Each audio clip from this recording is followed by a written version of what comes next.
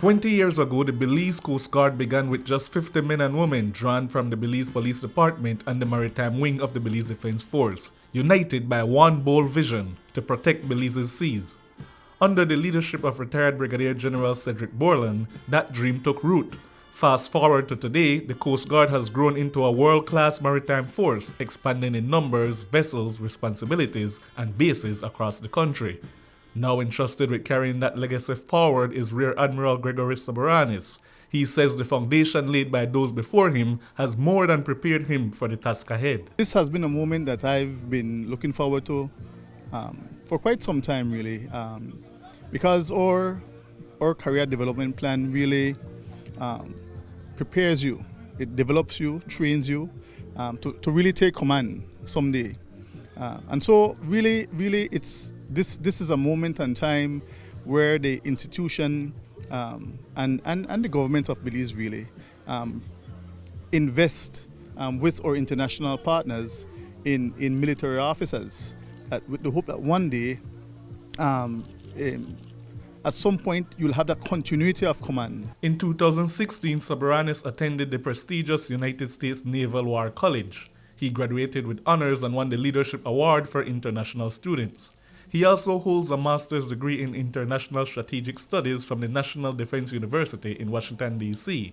Experience, he says, will help guide a bolder vision for the Belize Coast Guard. We definitely looked for, we look to greater partnership with key stakeholders.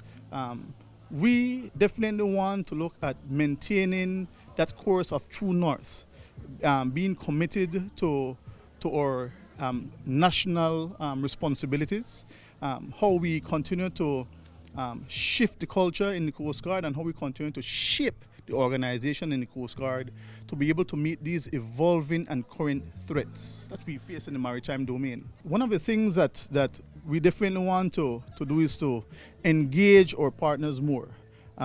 We believe that greater collaboration, greater cooperation will definitely be able to have us be more effective, more efficient, more productive in our maritime domain.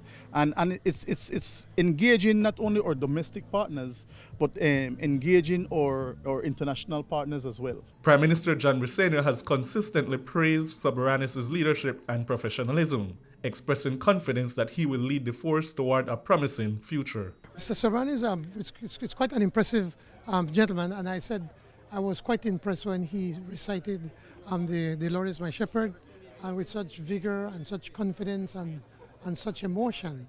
It kind of gives you a little sense on the man.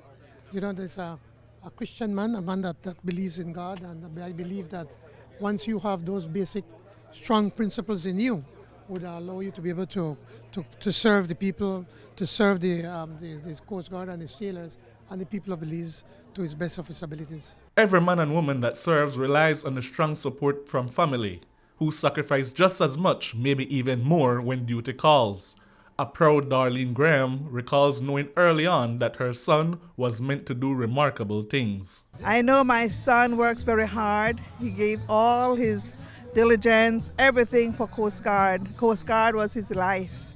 He was always willing to travel whenever he was asked to travel, and coming back and was awarded this great accomplishment. I feel like I receive it with him too. He was destined for greatness because I can recall as a young boy,